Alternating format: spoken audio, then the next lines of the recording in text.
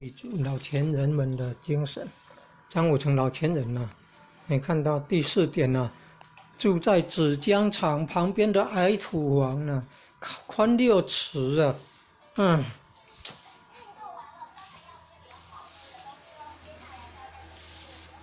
一丈10尺是6公尺，那乘以0.6了，那宽6尺乘以0.6是多少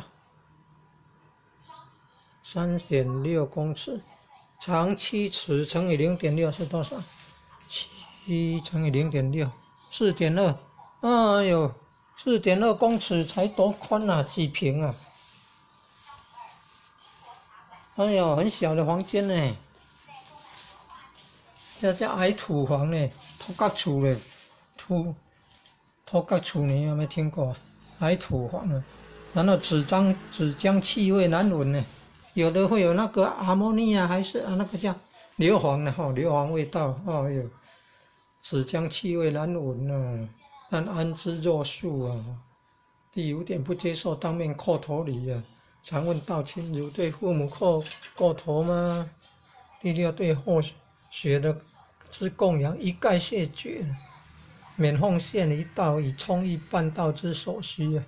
人家要给他钱，东西不要了；人家要给他叩头跪拜，不要了。他住在那个矮土房呢，他是在那个芷江场旁边的哦，气味难闻啊！哎呦，安之若素啊！哎呦，冬天不是很冷吗？夏天不是很热吗？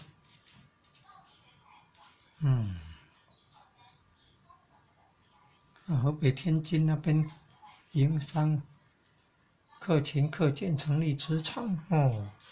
张武成老前人伟大伟大，他是道德武学社那边学武的，然后天津道德武学社那边学国术呢，然后遇到师尊老大人张天然，师尊老大人度化求道于道德坛呢，在杨冠楚老前人下，老前人成全下起悟神速不久立下舍身办道大愿呢，广度有缘善信呢，成全人才无数啊！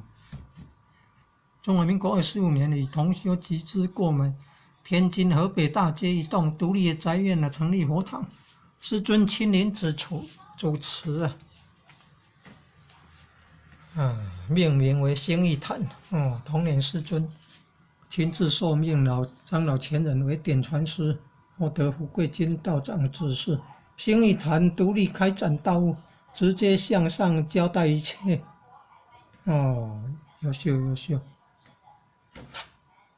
兴义精神，兴义诸位老前人修行风范，是兴义后学们的榜样啊。张武成老前人有设立兴义坛，这就是兴义祖的由来，在河北天津再上去源头是道德武学社道德坛。你看老前人是学国术武术的呢。再来这邱鸿儒老前人听师调遣，认识勇而廉洁，天津人，河北天津的人，布匹零售商卖布的嘞，零售商，家境平平勤劳持家嘛，勤劳治家，总算小康，能张老前人度化迅疾，发大菩提心那个是菩那个字应该是菩菩提心，舍身办道，精进不息听从张老前人的开导，一调遣派遣的遣调遣，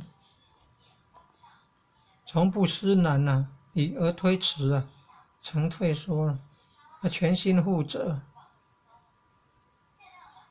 东北道务重任这个字应该是那个或，从不思难而推迟或退缩，不就是说不推迟也不退缩你看不会想到困难就推迟了、退缩了哈。全心负责东北大雾的重任哦。邱鸿儒老前人，优秀优秀。杜德夏老前人，母子儿红开东北大雾哦，优秀。能够度化那个中亚偏远的女众哦，然后修道，然后后来开创东北大雾，哇，非常优秀，厉害，伟人了，伟人了。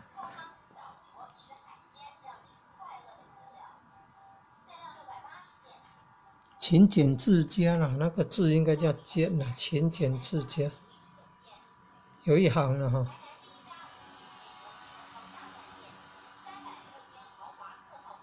勤俭治家，那个字应该是俭。